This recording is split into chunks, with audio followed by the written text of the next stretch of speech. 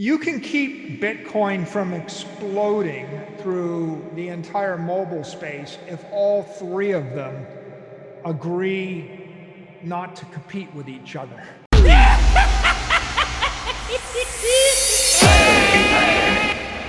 In my opinion, Facebook has the most to gain and needs to do this. Like Apple's got an iron lock on iOS. I mean, look how much power they have. A lot of power. Google has a really, really strong business and an iron lock on Android. Facebook is kind of the odd man out because they need to have a mobile app that's running on iOS and Android, and they're getting pressured by Apple with the latest privacy token maneuvering, and you can see the sparks flying there. So how do I upgrade my application so that it is so valuable that 1 billion people swear you will have to pry it from their cold, dead fingers?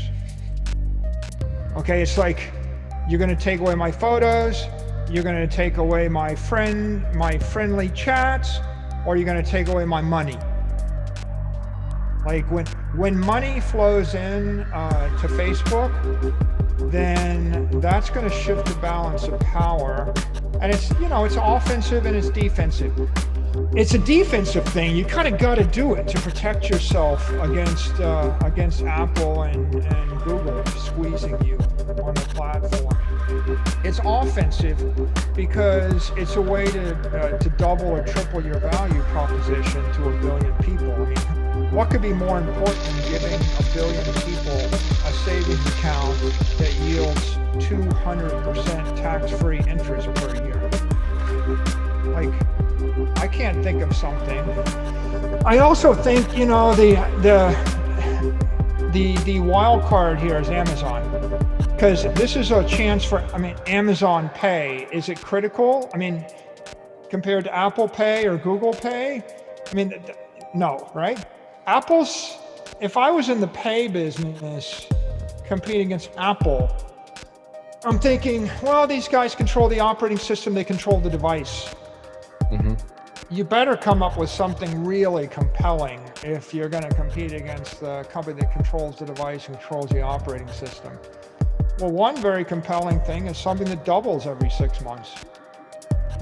Pretty compelling. How do you see? I think Amazon and Facebook, they're the challengers in the mobile space. I think that Amazon's got their own franchise. They can afford to ignore it if they want, and they'll be fine. It's just an opportunity for them. For Facebook, I think it's a necessity for them. They need to build it into WhatsApp and into Facebook Messenger and into the core. Otherwise, they get squeezed. I think Apple and Google, it's an opportunity for them. And if they don't move, then Square and PayPal just get stronger and stronger until somebody notices.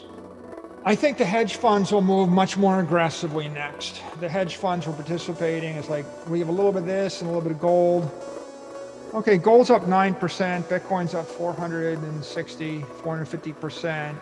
A little, we got more gold and Bitcoin. That doesn't really work anymore, right? You got to have your head examined if you're allocating gold, right? Any rational person that can run a spreadsheet is like, what are you going to do? Well, last year gold didn't work. Let's sell some gold and buy some Bitcoin. So I think you see the existing hedge fund players double down or triple down. I think you see other fast money that had ignored this story get in the space. Mm-hmm. They'll move next, and they'll move in different ways. I think that it's inevitable. You'll see the sovereign wealth funds. They have to move. They have infinite money, and if you're in infinite money, you see the asset class coming, and you see it's the best performing asset class. Your only issue is, are other people with money doing this? If I can point to $100 billion entities that are doing this, then yeah, I kind of want it. And there's probably about 1,000 big institutions that are in it right now. So I think 2021 is the year that sovereign wealth they'll start to dip their toe in it, and they'll get in a little bit. and I think some more of these hedge funds will move. I think you'll see, the number of publicly traded companies double. You had 2, then you had 4, then you had 8, then you had 16. We'll be marching our way through the teens. But of course, they're not all created equal, right? Because one of them might drop $1 billion. You'll see $100 million buys, $200 million buys.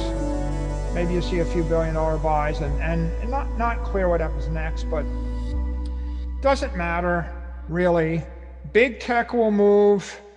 The hungry tech will move because they're hungry, right? Hungry tech will move. And certain players in the system, MasterCard and Visa, will accommodate because it makes sense to start to plug in. Like, you want to buy a cup of coffee on the Visa network and you're going to plug in a crypto account.